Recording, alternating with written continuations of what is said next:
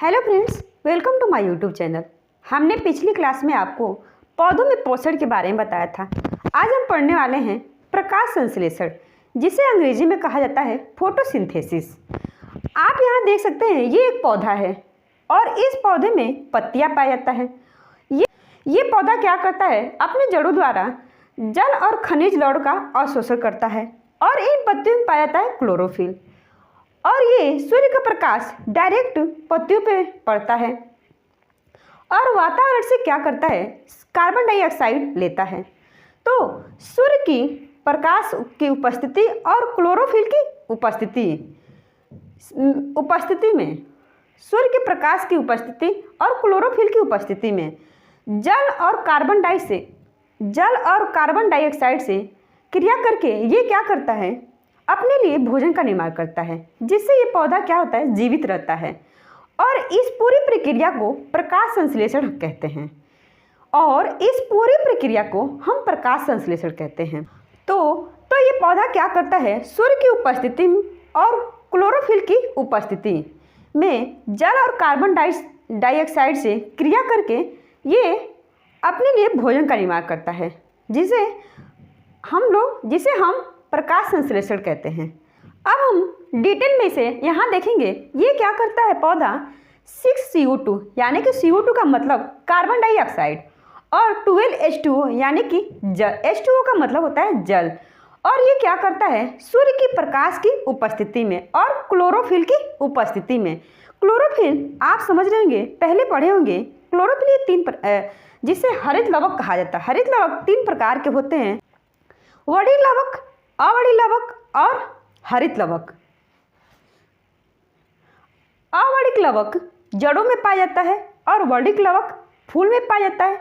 और हरित लवक नाम से ही क्लियर है कि हरित लवक हरे पत्तियों में पाया जाता है। तो ये पौधा तो क्या करता है, सूर्य के प्रकाश की उपस्थिति और क्लोरोफिल की उपस्थिति में ये क्या करता है, ग्लूकोज का निर्माण करता है।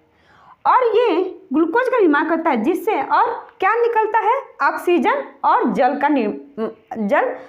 निकलता है, जिससे ग्लूकोज का निर्माण होता है और इससे क्या निकलता है, ऑक्सीजन और जल निकलता है। तो दोस्तों, ये कार्बन डाइऑक्साइड और जल से क्रिया करके सूर्य की प्रकाश की उपस्थिति और क्लोरोफिल की उपस्थिति में ये क्या बनाता है, ग्लूकोज बनाता है और ऑक्सीजन बनाता है और जल बनाता है। तो आप ये समझ चुके होंगे कि कार्बन डाइऑक्साइड और जल से क्रिया करके सूर्य के प्रकाश की उपस्थिति में और क्लोरोफिल की उपस्थिति में क्या बनाता है, ग्लूकोज का निर्माण करता है और ऑक्सीजन का। और ये ऑक्सीजन हमारे जीवन के लिए बहुत ही उपयोगी होता है। और इन सभी प्रोसेस को कहा जाता है प्रकाश संश्लेषण। इन्हीं प्रोसेस को कहा जाता है प्रकाश संश्लेषण। तो फ्रेंड्स, ये जो इक्वेशन है, ये जो रासायनिक सूत्र है, ये एग्जाम पॉइंट से बहुत ही महत्वपूर्ण है। ये एग्जाम में पूछा ही जाता है। तो हम पहले देख लेते हैं कि फोटोसिंथेसिस, प्रकाश संश्लेषण की परिभाषा क्या है। प्रकाश संश्लेषण वह प्रक्रिया है जिसमें पेड़ पौधे अपने भोजन को की CO2, H2O और प्रकाश की मदद से क्लोरोफिल की उपस्थिति में तैयार करता है। इस प्रक्रिया के द्वारा पेड़ पौधों को ऊर्जा मिलता है और वे जीवित रह सकते हैं। इस पूरी प्रक्रिया को हम प्रकाश संश्लेषण कहते हैं। अब हम देखेंगे कि पौधों को भोजन बनाने के लिए किन किन सामग्री की आवश्यकता पड़ती है, जैसे कि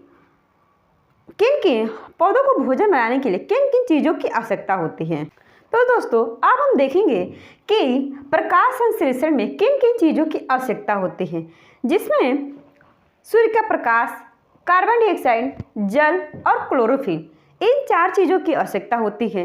और जिसमें पहला स्टेप होता है सूर्य के प्रकाश को अवशोषित करना।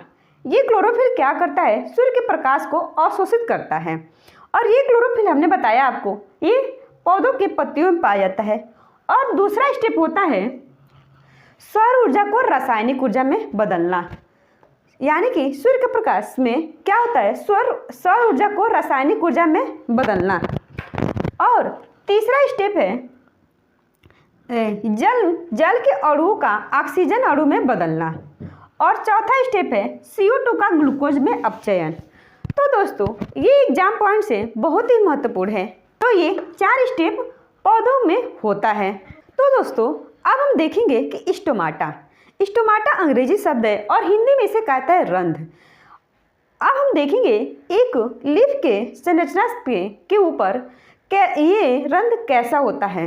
यानी कि ये आप देख सकते हैं एक लीफ है और ये लीफ के ऊपर ये छोटे छोटे इसके बाहरी भाग पे छोटे सा छिद्र के जैसे पाया जाता है।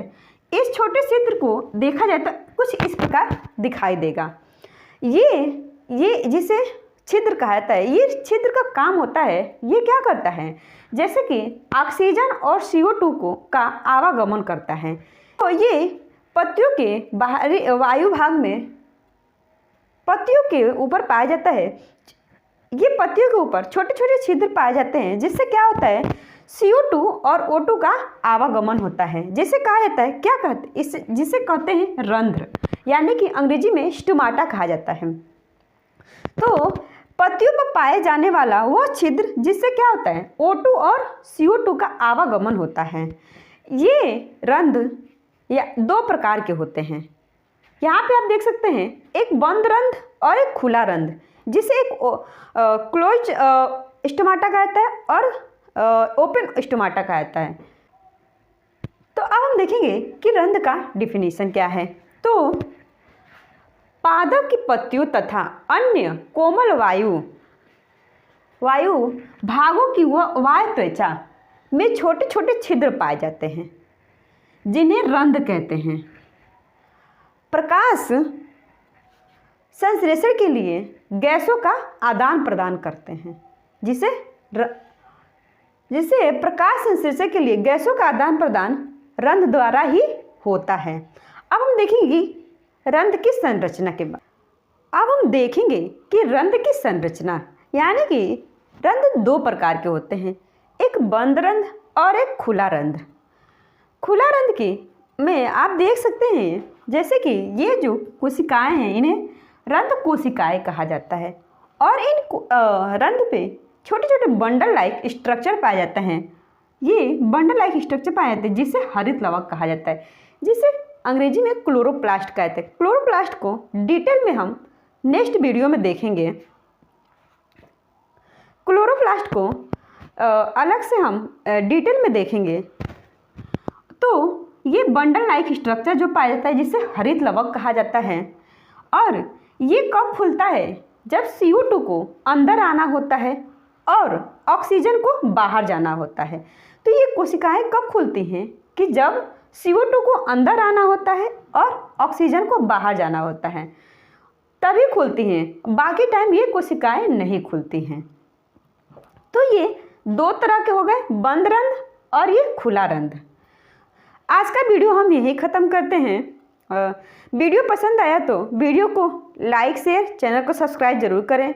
मिलते हैं नेक्स्ट वीडियो में, तब तक के लिए धन्यवाद।